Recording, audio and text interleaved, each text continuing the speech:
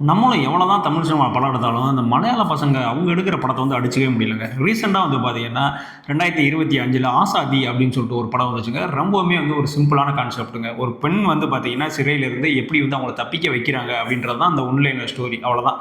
So இத வச்சு வந்து பார்த்தீங்கன்னா, ஒரு 2 மணி நேரம் வந்து ஒரு ஸ்கிரிப்ட் பண்ணி இதுக்கு ஒரு படமா வந்து மேக் பண்ணி வச்சிருக்காங்க. பட்டைய கிளப்புதுங்க படம். இப்ப நான் சொன்னேன் பார்த்தீங்களா, இதாங்க அந்த ஒன் ஷோரி. இந்த சாதாரண ஒன் ஷோரிய வச்சு எவ்வளோ நேரம் நீங்க ஸ்க்ரீன் பிளே வந்து மூவ் பண்ணிற முடியும்? ஸோ அந்த விஷயத்த வந்து பண்ணியிருக்காங்க. அது மட்டும் கிடையாது, கடைசி 20 நிமிஷம்லாம் வந்து நீங்க இதுதான் படம்னு சொல்லி பார்த்துட்டு இருப்பீங்க. லாஸ்ட் 20 நிமிஷம் இது இல்லப்பா படம், நான் வேற ஒண்ணு சொல்றேன் அப்படின்ற மாரி ஒரு ட்விஸ்ட் ஒண்ணு வச்சு விட்டுருப்பாங்க. ஆக்சுவலா மிரண்டு போவீங்க. எனக்கு தெரிஞ்சு உலக படங்கள்லாம் நெறைய பார்க்காத ஆள்கள்லாம் வந்து இந்த படம் பார்த்தீங்க அப்படின்னா, இதுதான் கிளைமேக்ஸ் அப்படின்ற மாரி நீங்க கணிக்க கூட முடியாது. இந்த படத்துல வந்து பார்த்தீங்கன்னா, மஞ்சுமல் பாய்ஸ் நடிச்ச அந்த ஸ்ரீநாத் பாஷி தான் அவர்கள் நடிச்சிருப்பாரு.